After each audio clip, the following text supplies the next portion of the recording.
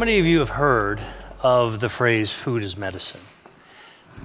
That's almost all of you. And how many of you actually understand it? Because I know in this room there are physicians who actually understand medicine, but I don't see too many physicians who understand food.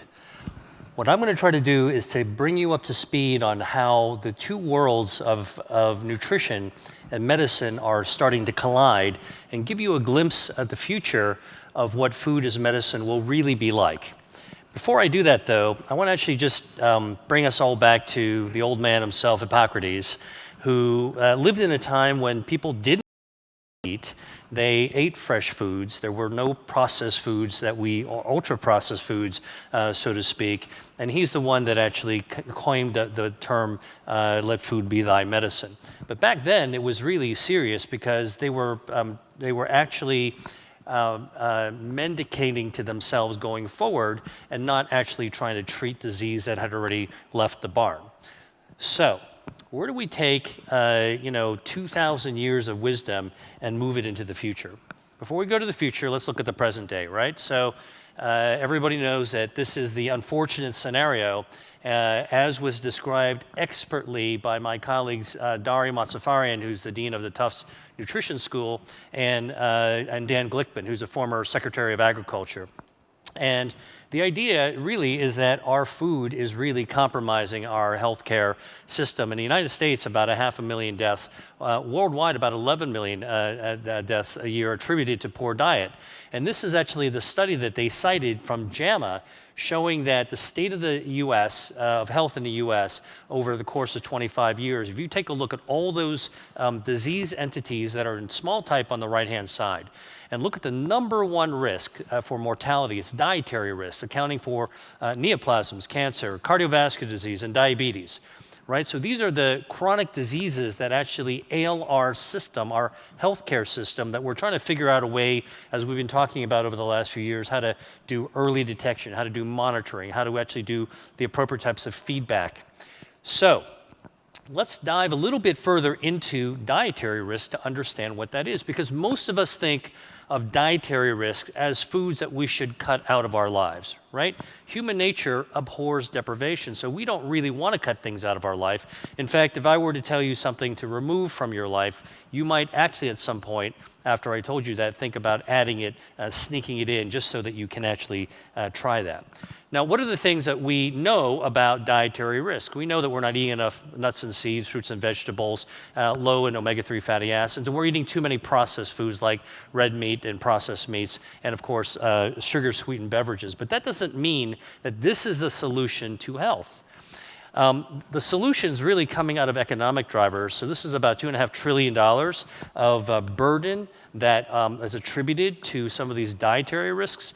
Diet isn't the full cause to these. There's lots of other things we've talked about, epigenetics, genetic factors. There's other lifestyle issues, stress, social issues that actually are determinants of health and disease as well. But I do think that we have to start here to take a look at what we can actually do about it. Now, we are also not only interested in our persons and our families and our communities, we're also interested in the planet. And in January of this year, the Eat Lancet Commission, which is an international coalition, released a statement, a study that said basically in order to meet sustainability goals by 2050, we have to halve the amount of red meat and sugar that we eat, and we have to double the amount of fruits and nuts and vegetables in order to be good not only for the person, but also for the planet.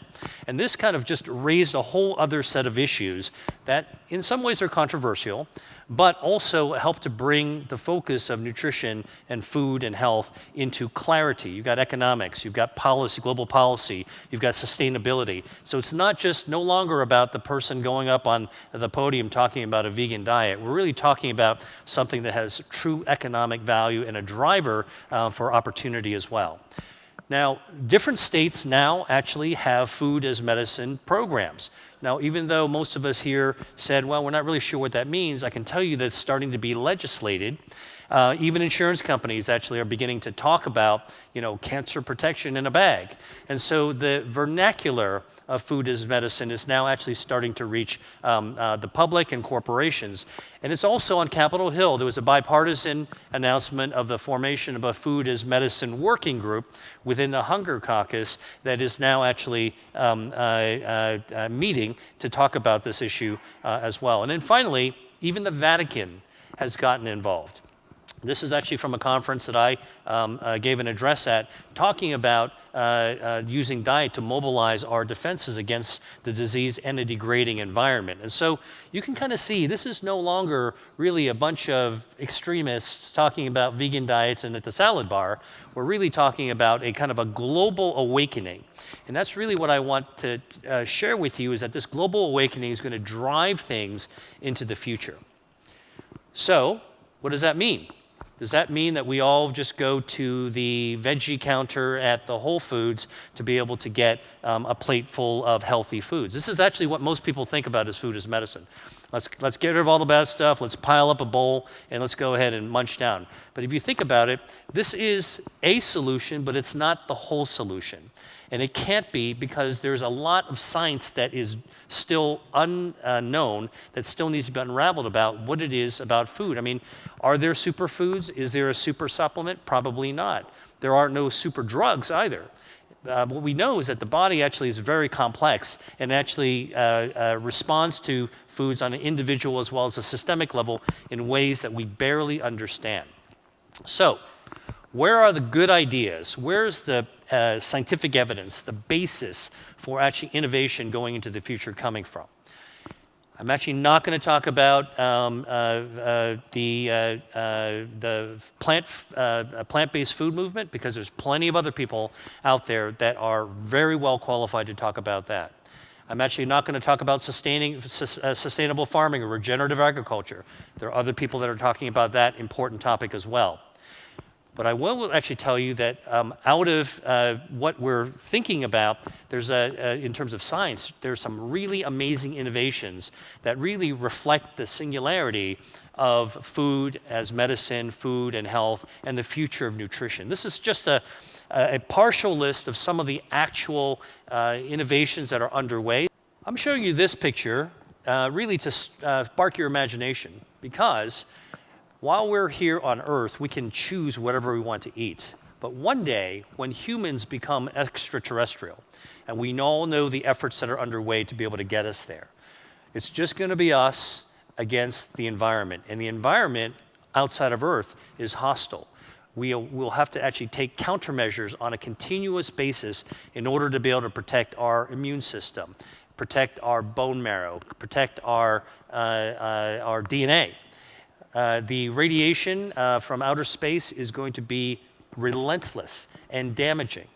So, an interesting challenge I'm going to give to you, mental framework, is to think, if you really wanted to study food as medicine and nutrition, model this a future human living in space, and think about what it is when you start from nothing, and when you're pitted against damaging forces. What do we need to do to maintain health? So this is almost the ultimate model to think about, is really how humans will actually live successfully in space. So where does that take us? Well, that takes us to real science. You can't hand wave that answer. So I'm going to suggest to you that some of the answers to the future for food as medicine is going to come out of the pharmaceutical world. Now, I'm a physician and also a vascular biologist. I've spent the last 30 years working to help develop medicines that can actually influence angiogenesis, which is how the body grows blood vessels. It's a common denominator of diseases. There's 60,000 miles worth of blood vessels packed inside our bodies. It is the common denominator to cancer, heart disease, stroke, blindness, obesity, diabetes, about 70 different disorders. And I can tell you from my work, which has actually led to a number of FDA-approved drugs and devices, that there are some amazing insights that I think we can apply to understanding how food can be used as medicine.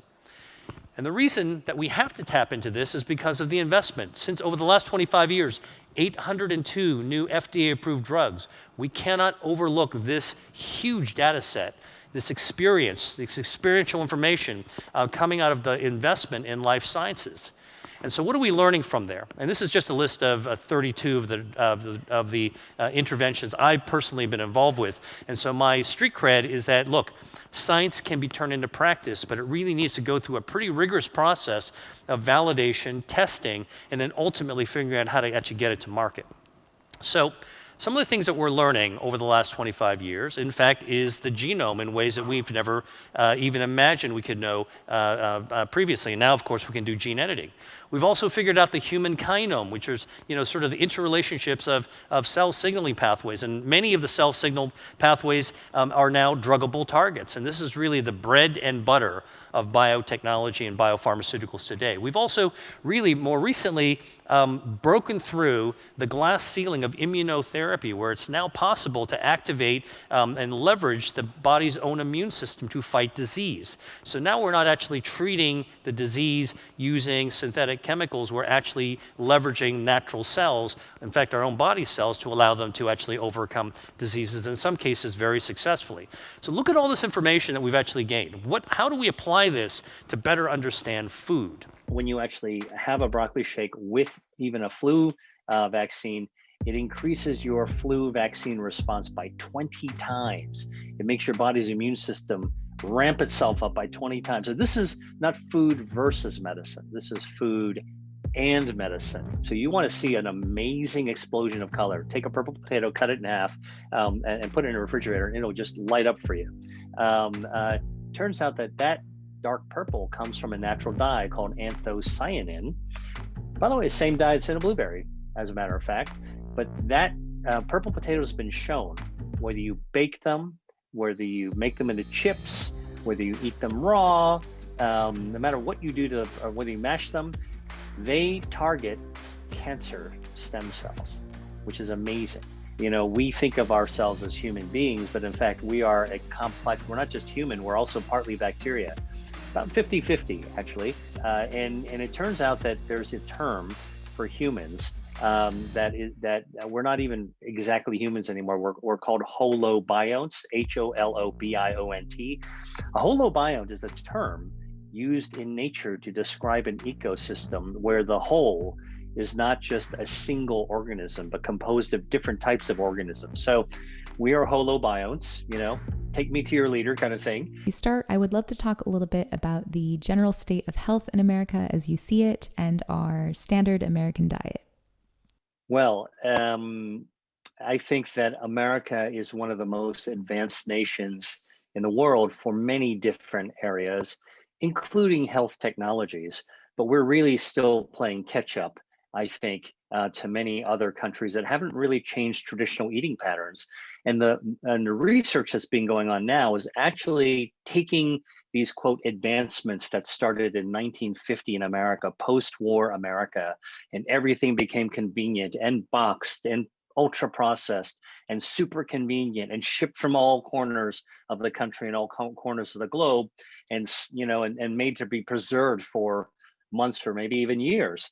I mean, we've evolved over the last 70 years into a society, a nation that's been further and further from nature. Hey there, I want to share another resource with you. It's my free guide on your body's 5 health defense systems. These 5 systems, angiogenesis, regeneration, your gut microbiome, DNA protection, and immunity, are your shields against disease, and they're responsible for maintaining your health every single day of your life.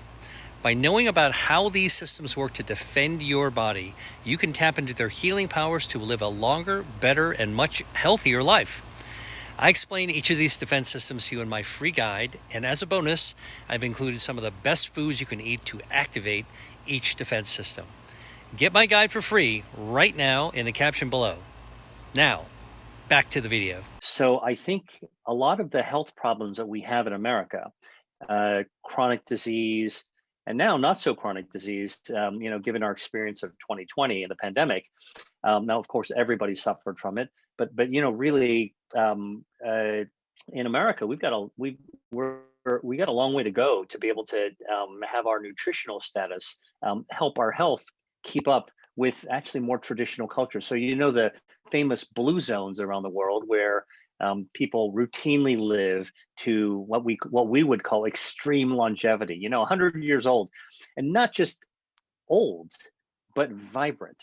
And that's what we're looking for. We're not looking to just live long. We want to live long and prosper. I think the Vulcans said that once. So what we want to be able to do is to feed ourselves. I mean, and this is where food as medicine comes in.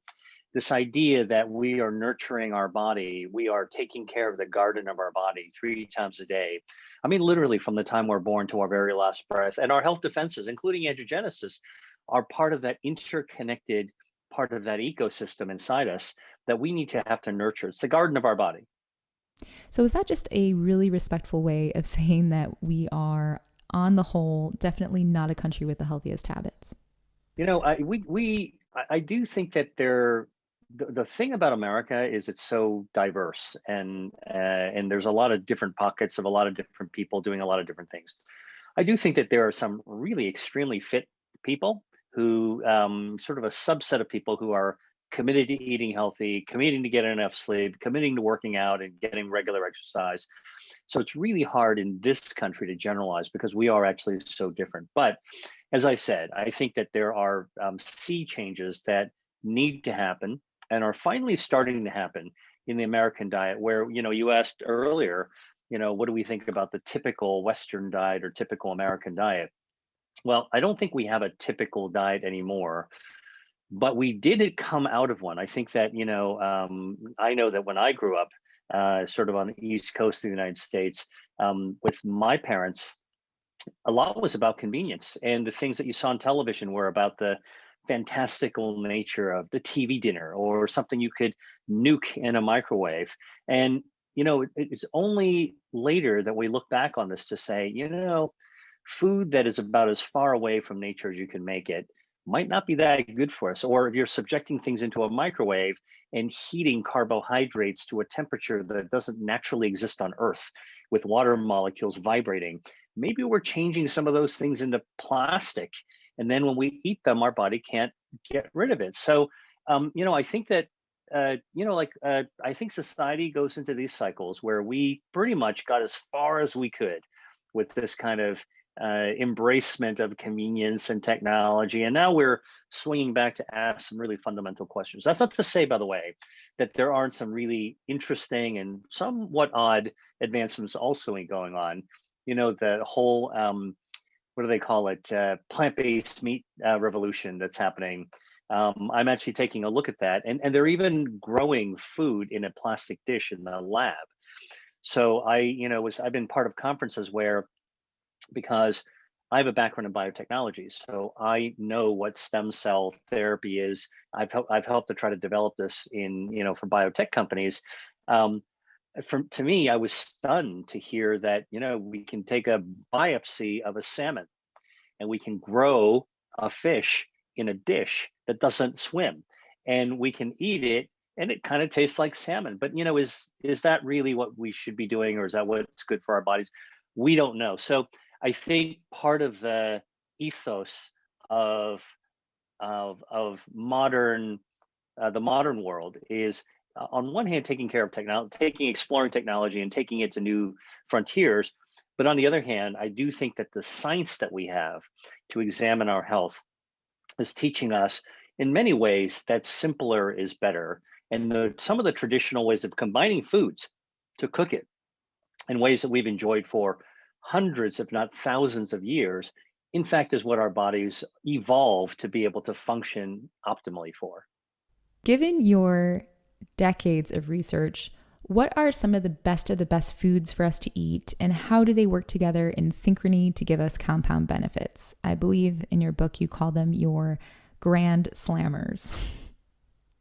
Awesome. Well, first of all, so in my book, Eat to Beat Disease, that I write about, it's not just about angiogenesis. What I write about is really what I discovered. So really, I took my experience and research and sort of brought it to the forefront. And that is, when it comes to food and health, it's not just about the food. In fact, what I really discovered is that there's no such thing as a single superfood or a single super supplement. Now, everybody wants that. That's aspirational. There's not even a single magic bullet drug even. Okay. Um, but yet we hear so much about superfoods, it gets confusing, and I think that that marketing slogan tends to dilute the power of what foods can actually do. So what I say is that when it comes to food and health, it's not just about the food, it's how our body responds to what we put inside it. And that makes a lot of sense because if you put something bad inside it, your body's not going to respond very well. It's going to react poorly. When you put something good inside it, our body reacts well. So I then asked, well, what is the definition of health? Why are we healthy? Why don't we get sick more often? And the answer is that our health is not just the absence of disease, but it's the result of our hardwired health defense systems that we're born with. And they're firing on all cylinders and from the day we're born until our very last breath. What are they? Angiogenesis, blood vessels. We talked about this already. Our stem cells. When we were kids, our grade school teachers taught us that salamanders and starfish can regenerate, but people can't, right? So that chapter is now being torn out of the playbook and thrown away. The new chapter says, yeah, humans can regenerate. We do regenerate from the inside out slowly, but there are foods that can speed that up and enhance it. Second health defense system. Third one, our microbiome. Now, everybody's talking about the microbiome. I will be the first to tell you that we hardly know anything about it. We are at the tip of the iceberg. And this is coming from a research scientist, right? So scientists tend to know a lot of things. That's what people think. I'll tell you, scientists are the first people to tell you they recognize what we don't know. And I'll tell you that we do know some interesting things about the microbiome. There's a lot more to go, but we do know that our microbiome, our gut bacteria, also lives in our skin, lives in our eyes, in our mouth, and our nose. But our gut microbiome actually controls not only inflammation, our immune system, our hormones, our metabolism, but even our emotions, because our gut microbiome can release. There's some bacteria that can actually prompt our brain to release social hormones. One of them being oxytocin, which is the social hormone that when you see a friend, and you feel really good by seeing a friend, or that's what your brain releases and makes you feel good, more connected with your people. It's the same hormone that your brain releases when you have a good French kiss and also even an orgasm. So this is coming from our gut. Really amazing. Our gut microbiome is our third health defense system. The fourth one is our DNA, which is much more than a genetic code. Our DNA fixes itself because it's damaged all the time, and damaged DNA leads to cancer and other diseases. But our DNA is hardwired to fix itself and to slow down our cellular aging. And of course, our immune system, which is more powerful than we ever realized before. So what I write about in my book are more than 200 foods that activate these body's health defense systems. And while everybody knows there are certain foods that damage our health, I've actually figured out which ones are, why they damage our health defense systems. But more importantly, I want to focus on the good things that you should eat, because I'm kind of a foodie. I love food. I wouldn't say I love eating, but I love food. And I think food tells us something about our childhood, our culture, our families, our traditions. And so there's an intimate relationship with our food. And the great news is that many foods, including foods that we mix together, and this is the whole point about food synergies, activate our body's health defenses. So the grand slammers that I write about in my book are a series of foods. And by the way, that list is growing because you can only put so much in a book, and the research continues. Are foods that activate all 5 health defense systems at the same time. And so just like a grand slammer, like in baseball, it's a home run and everybody gets driven around the bases to home. So you score big time. That's what I call the foods that actually really knock it out of the park. Absolutely. So, what I've discovered in writing my book and in doing the research is that 95+% of the foods that our body craves and that loves to eat because it activates those health defenses. So we need those foods, are plant-based foods. Now, plant-based foods are, it's an easy term to say and very popular, but there's a lot of nuance to actually plant-based foods, right? So, and it's easy to know how nuanced it is when you wheel your cart into a grocery store, or if you live in Europe, you go to the weekly market. And what's the first thing that you see in one of these markets or grocery stores? The produce section. You're immediately overwhelmed. I mean, I think that's probably from the time I was a kid, going with my mom to the grocery store. You go in, what's the first thing you see? You're surrounded by color, greens, blues, yellows, reds, oranges, and it changes by the season, right? And one of my favorite things to do, when I'm going to a small village, for example, whether it's in Europe or Asia, the first thing I do when I arrive, after I unpack my bags, is I go straight to the market. In fact, that's one of the first thing I research because I'm so interested in seeing what's there. It's like space exploration. Like, what's going on? Like I'm so interested in. Again, most of the stuff you see that you're surrounded by, surround sound, are plant-based foods. So if plant-based foods are diverse, so too are the ways that they can actually help our body's health defenses. And that's where colors make a difference. And that's where textures make a difference, and where they grow and how they grow, whether you treat them as pesticides or not, whether you eat seasonally or not, how you prepare them, even how you chew them can make a big difference in terms of releasing them. For example, we know that a lot of the sulforaphane containing or cruciferous vegetables like broccoli, they're crunchy, right? I mean, even if you still have a little bite to them, you shouldn't overcook them. If they're soggy, or overcook them. And what happens is that there are natural bioactive chemicals. Mother Nature's pharmacy is actually stuck inside the cells of these plants. And for cruciferous vegetables, you want to chew to break down those plant cells so you can release those natural bioactives. So that's one example. A second one is spinach. Spinach is dark leafy green vegetable. It's got a lot of great micronutrients. But most people don't realize that one of the more powerful things that spinach contains are natural nitrogen molecules that come out of the soil. Spinach loves to grow in soil that's got a lot of nitrogen, right? So when we screw up our soil, we're messing up the phosphorus and the nitrogen, and we're contaminating it. But spinach naturally absorbs this nitrogen. So when we eat spinach, and again, you don't want to overcook spinach, but whether you eat a raw leaf or you saute it, right? A little bit of olive oil, a little bit of garlic, some shallots, or whatever you want to do, okay? And you eat spinach, you don't want to gulp your food. This is where, again, the traditional eating is eating with people, eating slowly, mostly plants, enjoying your meal, making it tasty because you're combining it all together, right? So this is now we're talking about family meal, right? And you're eating the foods. Turns out that when you actually chew your spinach and enjoy it in your mouth, there's microbiome, gut bacteria, healthy gut bacteria on our tongue. They live inside the crevices of our tongue that help to digest the nitrogen coming out of the spinach, and then that goes into the saliva that we swallow, and that nitrogen goes into our bloodstream. Now, not nitrogen like the bends for diving. This is natural plant-based nitrogen. It's nitric oxide, and it causes our blood vessels to dilate naturally. It causes our blood pressure to go down, and it helps our blood vessels to stay healthier and to help us heal from the inside out. I want to ask you an even more profound question, okay? And that question is, what is health? So let's go ahead and have you go ahead and type in some of your answers in the chat. What do you think health is? I used to ask this question myself when I was in medical school, trying to figure out, like, all right, what is actual health, right? So is it absence of disease? Is it vitality? Is it clarity of mind? I mean, the answers are pouring in, and I'm going to actually tell you that although every individual's definition of health for themselves is maybe different and should be different, because we're all unique individuals, and that's one of the important aspects of integrative medicine, is really not trying to copy paste or try to put everybody into a single formula, but really trying to include the individualism.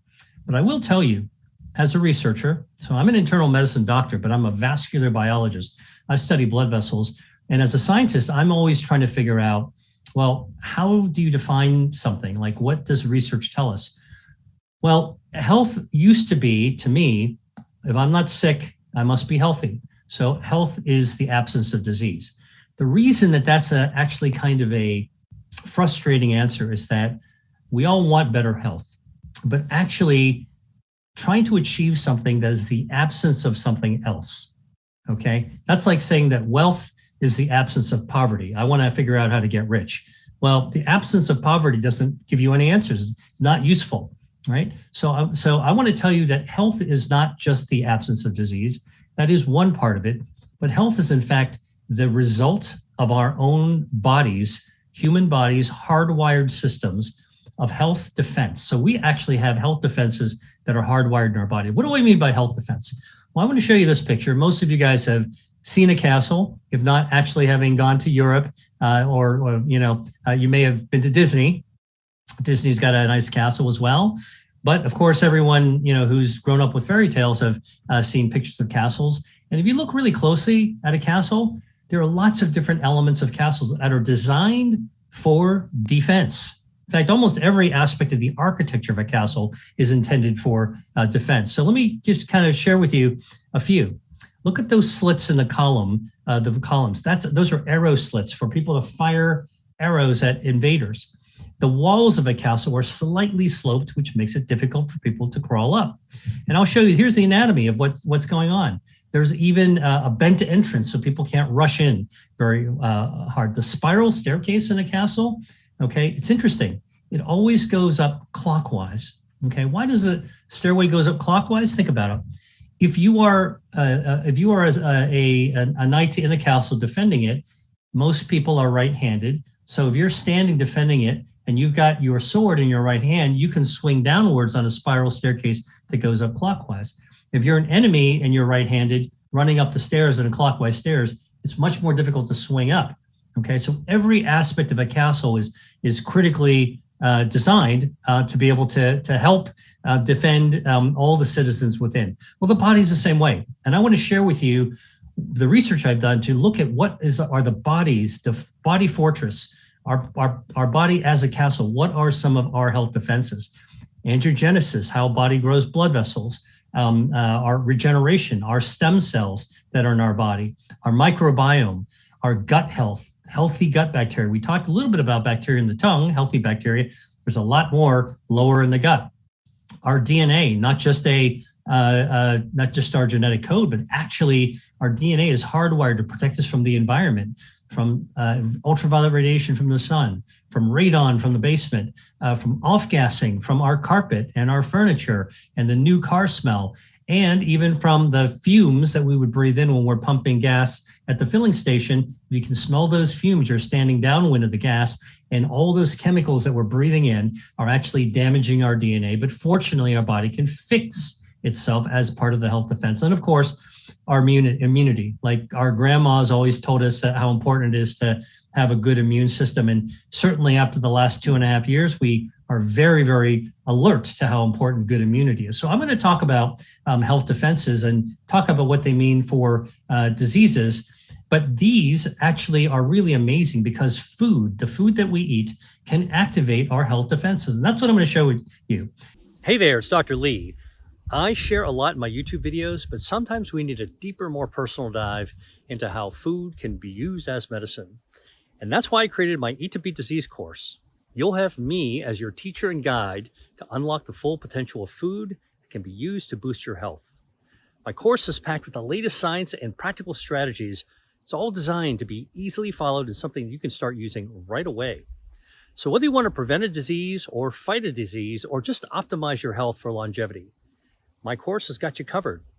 So if you're ready to make a positive change, click on the link below or scan the QR code on the screen right now.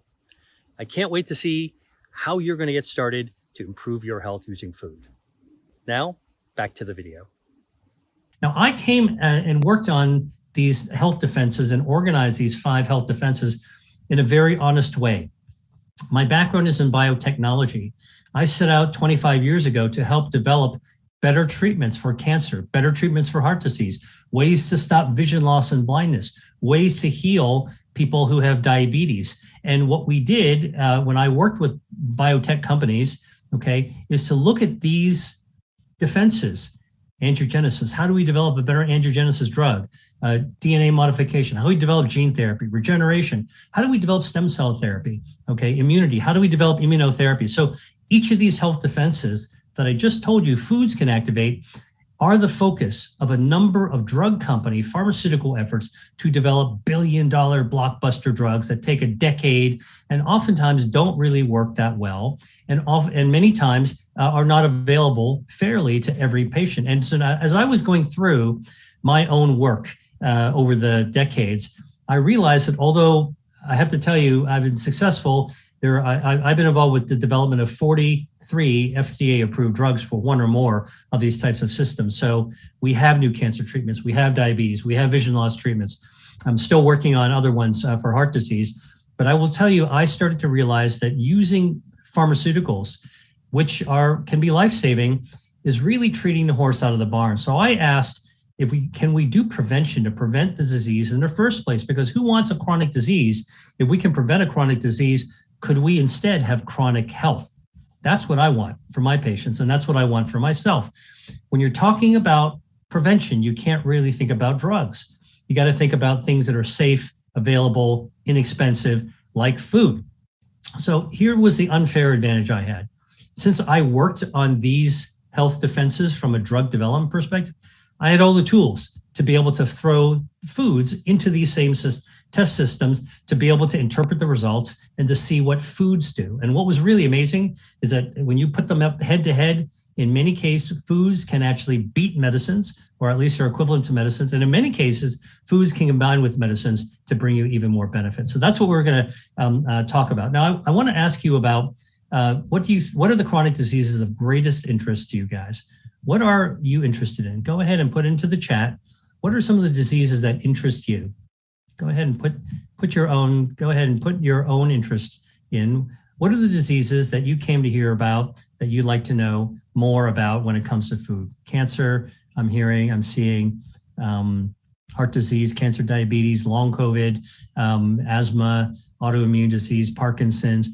Look, I mean, what's flashing through like crazy, like lightning in this is exactly the things that concern me as well. Concern me as a family member. I've got family members who are afflicted by the diseases that you're entering here. I'm also concerned about as a doctor. I take care of patients with cancer and heart disease and diabetes and all those kind of conditions. All chronic diseases actually are crushing our healthcare system. Man, I would like to be able to get to a point where the main work that we do, the heavy lifting, is really helping people prevent the disease in the first place and to empower everyone to take charge of their own health. Why do you need to go to the doctor's office to be able to get the solution if food as medicine might be able to help you take command and empower you to actually be in charge of your own health? So that's what we're going to talk about. Before we dive into some of the diseases, I want to share with you some information from the CDC, the Centers for Disease Control. And these are, as of last year, the 10 leading causes of death, all right? And not surprisingly, heart disease is out there. Cancer is still out there. COVID kind of goes up and down, hopefully going down now. And diabetes, although it isn't a leading cause of death, it definitely is a leading cause, not a top 5. It definitely is a leading cause of morbidity as well as mortality. People with diabetes, their quality of life is severely compromised. They have vision problems, they have nerve problems, they have wound problems, heart problems, kidney problems. Anybody who's listening who knows somebody with diabetes understands how important it is to prevent and reverse some of those shortcomings that people with diabetes are struggling with. And I think it's really important to say these are people with diabetes. I don't refer to them as diabetic patients. All right. Patients are having diabetes and other diseases as well. So these I put in the orange box. I want to share with you some of the work I've done looking at how foods can actually activate your health defenses to combat some of these diseases. Let's start with a biggie, the C word, cancer. All right. Everyone has been touched by cancer at some level in their family. This is like that Kevin Bacon game, 6 degrees of separation. I would say when it comes to cancer, there's almost no degrees of separation or 1 degree of separation at most. But most of us know somebody directly that actually has been touched by cancer. It's a word that actually generates fear, even among doctors, okay? And we are not immune in the medical community from cancer either. But I want to share with you some important insights on what we have discovered about cancer recently. And that is that one thing that cancer needs to grow to become dangerous is angiogenesis. Angiogenesis is how the body grows blood vessels. Angio, blood vessel. Genesis is growth. One of our body's health defenses is actually to make sure they can grow enough blood vessels in the body and then stop. Prevent diseases like cancer from getting extra blood vessels to selfishly feed themselves. What do I mean by that? Let me show you a picture. All right. Cancers hijack angiogenesis. So take a look at the far left upper corner. There's this little gray dot. That little tiny little ditzel is actually a microscopic cancer. Why did they form? Well, the human body is made out of 40 trillion cells that have to replicate. They have to copy themselves. And by the way, that's why we're here today. And that's why we're still going to be here tomorrow, because our body is repeating itself, copy and pasting itself. Now, if I asked you to copy and paste something 10 times, you're probably going to do it perfectly.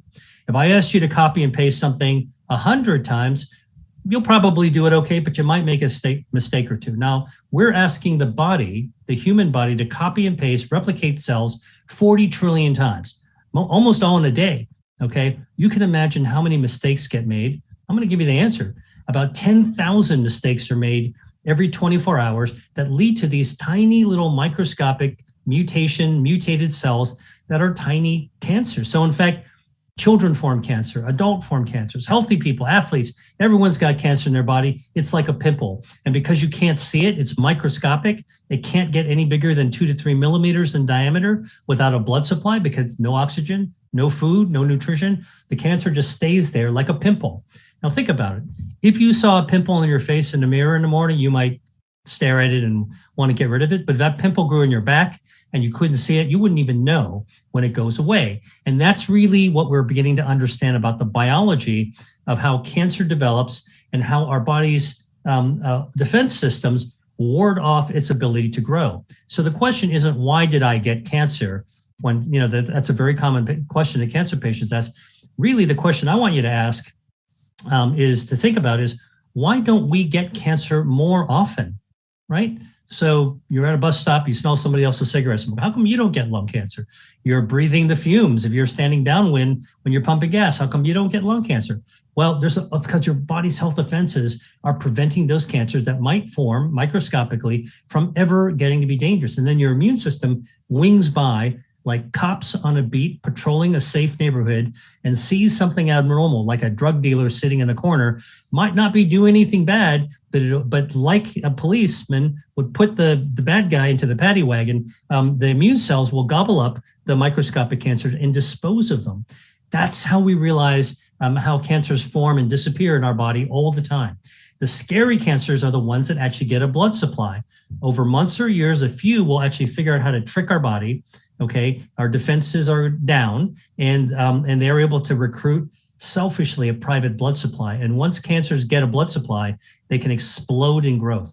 In the lab that I was working in, we found that if you isolated a tumor from a blood supply, it would stay small forever, essentially. But once you let the tumor touch blood vessels, a tiny little small cancer can grow 16,000 times in size in just 2 weeks. So angiogenesis is a big trigger. All right, what's interesting is that you can actually cut off the blood supply to cancer. This is part of the drug development work that I've done in the past. And there are now more than a dozen anti-angiogenic drugs that starve cancers by cutting off the blood supply, more than a dozen pharmaceuticals. But guess what? There are foods that can actually do this as well. Remember I told you I went from developing drugs to saying, could we throw some foods into the systems and see if we get a similar effect? And this is in the lab. So let me just give you an example of one food that can actually do that. Tomato actually contains a natural molecule called lycopene, okay? It's a carotenoid. It's what makes actually tomatoes red. And lycopene, when you actually pick a tomato off a vine and chew it and bite it like and eat it like an apple or cut it into a salad, most of the lycopene is in a form that doesn't get really absorbed that well. You'll absorb 20% of it, 80% of it just goes out the chute below, okay? But if you actually cook it, the tomato, the heat from cooking, simmering tomatoes like tomato sauce will change that chemical structure into a form your body loves. to absorb, like 85% absorption, which is exactly what we want for lycopene. Now, I took lycopene and I went to the lab and we tested in the system to see if it would stop those blood vessels from growing towards a tumor in the lab. And indeed, that's exactly what we found. Lycopene was a potent anti-angiogenic cancer-starving molecule, okay? Really quite amazing. And in fact, there are research publications on this, so I'm not the only person that's done it. I did the work back in 2010. 2 years later, other people replicated it, so this is a repeat of the work that we had done. Very important, the British Journal of Nutrition, highly credible journal. Now, remember I told you rubber meets the road is actually what happens with people, and here we are, the Health Professionals Follow-Up Study. It's a massive study, more than 40,000 men studied over 20 years, and they looked at nutrition and cancer outcomes. And what did they find? They found that those men who ate 2 to 3 servings of cooked tomatoes, that's tomato sauce, per week. Now, how much was a serving? Half a cup of cooked tomatoes. Okay, now think about it, tomato sauce. If I gave you only half a cup of tomato sauce for your pasta, you'd probably come back and ask me for a little bit more. All right, so not much. Again, readily attainable amounts of food. Eating tomato sauce with lycopene in a form you could absorb was associated in more than 40,000 men with a reduced risk in this study of developing prostate cancer by 30% by cutting off the blood supply to prevent cancers from actually growing up. And in fact, they looked at the people who did develop prostate cancer because look, 30% didn't get it, 70% did. They biopsied the prostate and they took a look, and here's what they found. That those men who did develop prostate cancer, when you biopsied their prostate and you compared how aggressive the cancer was, how many blood vessels are feeding the cancer, those men who had more tomato sauce per week over the course of the month actually had fewer blood vessels. All right, this is anti-angiogenic, seen in pathology in a research study that really makes a very strong case. And that's really why this was published in the Journal of the National Cancer Research Institute, the Journal of the National Cancer Research Institute, that the foods that we eat actually can have a meaningful correlation with diseases that we care about. So for men, prostate cancer. Now there's a similar study for women in breast cancer, and the reduction was almost about 40% in a clinical study looking at association. Now, remember I just told you about cooking the tomatoes. This has been studied too. How long do you have to change a tomato so that it's available? Well, you actually get better bioavailability by simmering at 190 degrees. That's simmering, not boiling. 212 is boiling. In 2 minutes, you've actually converted about half of what you want to do. At 3 minutes, you've really transformed a lot. You get a lot more bioavailability. You've really kind of supercharged it. Now, we've actually studied this in the human body as well. If you cook tomatoes in water, right? I don't know who cooks tomatoes in water. I cook my tomatoes in olive oil if I'm making a sauce. But then you were to actually take a look at the temperature will go up, lycopene will be changed, it will be absorbed into bloodstream. But then you compare how much of lycopene is in the blood from tomato sauce cooked in water compared to olive oil. The oil actually has a lot more. Now, why is that? About three times more. It's because lycopene is what we call a fat-soluble molecule. Lycopene is kind of like soap. It doesn't dissolve very well in regular water, but it'll dissolve in soapy water. And when I say fat-soluble, I mean it doesn't like to dissolve that readily in regular water, but it'll dissolve in oil really easily. So tomatoes in olive oil simmered over a period of time. What is that? Mediterranean cuisine. All right. So Nona was right when she said, have my pasta with my tomato sauce. It's actually cooked in a healthy way.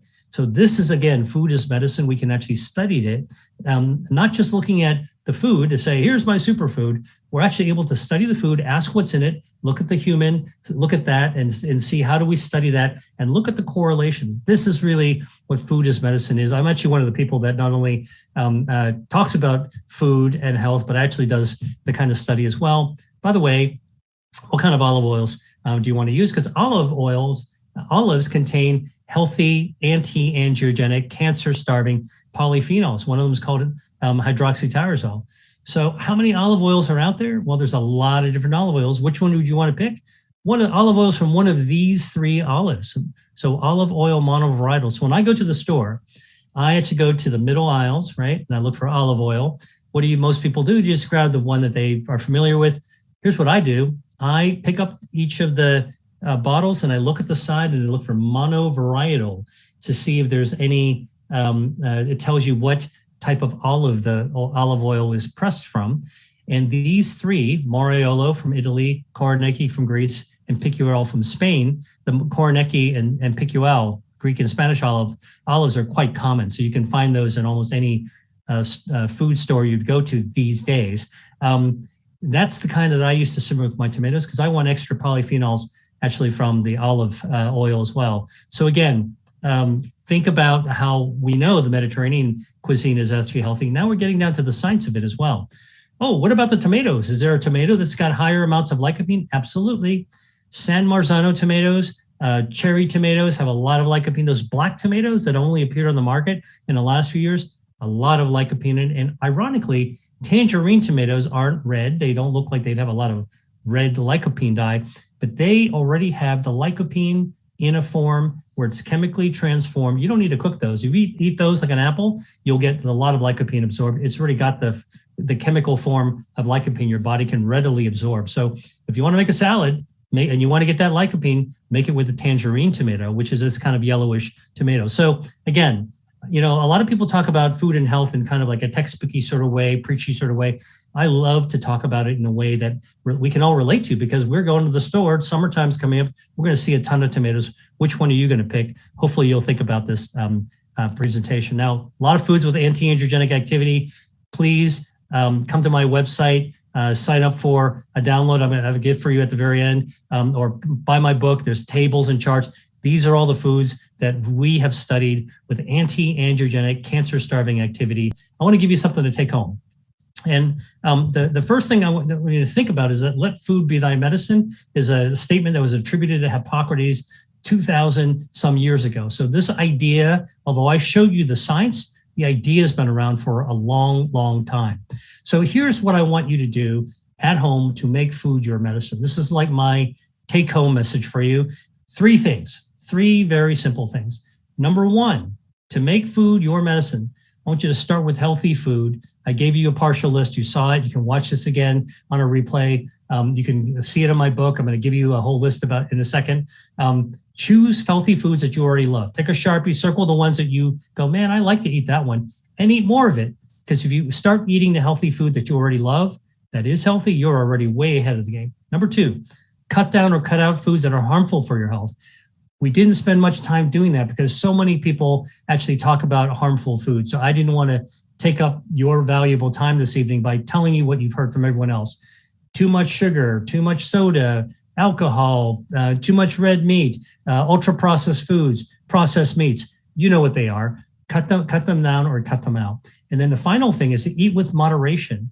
All right. When we overwhelm our metabolism by eating too much, think Thanksgiving dinner, the second you go to. First plate, great. To go back for seconds, you heap up the plate again. Only 2 or 3 forkfuls later, man, you really regret what you did. Listen to your body. Your body can't actually handle that. So there's a saying called hara hachi banmi. Stop eating when you're 80% full. That's a good rule of thumb. Eat slowly. Listen to your body. When you think you're going to be about full, eat more slowly, then stop. Next time you go to the doctor, next time if you're a physician or a healthcare professional and you're actually seeing your patient and we're so busy trying to handle all the medical things, or your integrative practice and you're trying to think through how do I actually bring the right focus to my patients, think about the kind of science and the kind of research that I've just talked about. And I'll close with this quote from the Nobel laureate Albert Szent-Györgyi, who once said, real discovery consists of seeing what everybody's seen and thinking what nobody has thought. And what I hope I've shown you this evening are some of the foods that we all recognize, that some of us would just really love to eat those foods. And I hope that I've actually stimulated you to think about the same foods in a new way. And that new way tells us about food as medicine. Thank you very much. Hi there. If you enjoyed watching this video, I know you'll love the next one. Stay here and check it out. And I'll see you there.